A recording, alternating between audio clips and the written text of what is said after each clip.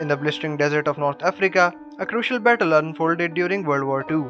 The Battle of El Alamein, fought between the Axis powers led by Germany and Italy and the Allied forces under British command, would become a turning point in the war in the Western Desert.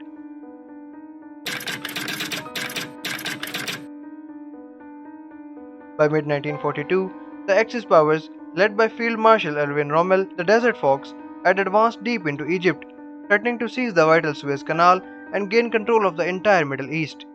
The British Eighth Army, under the command of General Claude Auchinleck, stood as the last line of defense. Al Alamein, a small railway station on the Mediterranean coast of Egypt, became the strategic location of the battle. The British Eighth Army dug in and prepared to face the might of Rommel's Afrika Corps and the Italian forces.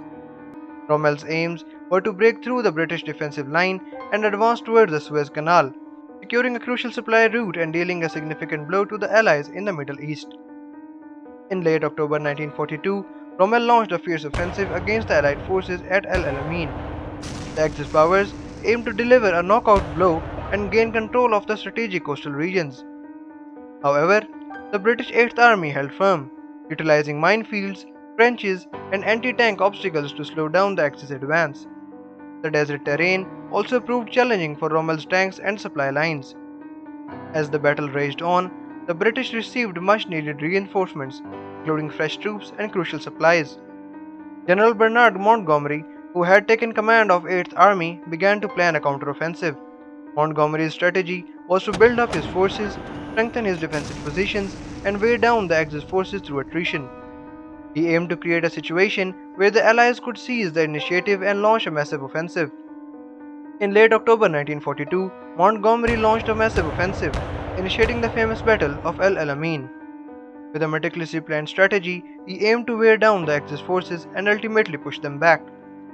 The Allied forces launched a series of attacks combining infantry advances, tank assaults, and coordinated Allied barrages. Rommel's Afrika Corps, exhausted and outnumbered, struggled to hold the line. The battle was fierce and unrelenting. Both sides endured heavy casualties, but the British and Commonwealth troops displayed determination and courage in the face of adversity. As the battle reached its climax, the Allies made a decisive breakthrough on November 4, 1942. The British armoured divisions, supported by intensive artillery bombardments, shattered the Axis defensive lines and began to encircle the enemy. Realizing the dire situation, Rommel ordered a retreat. The Axis forces withdrew to the west, with the Allies in hot pursuit. The retreat marked the beginning of the end for the Axis powers in North Africa.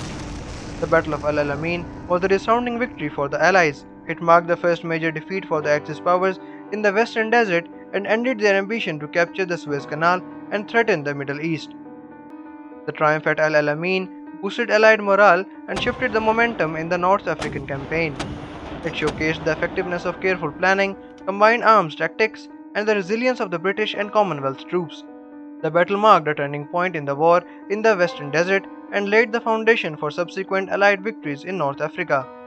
The Battle of El Alamein stands as a testament to the determination and courage of the soldiers who fought in the unforgiving deserts of North Africa.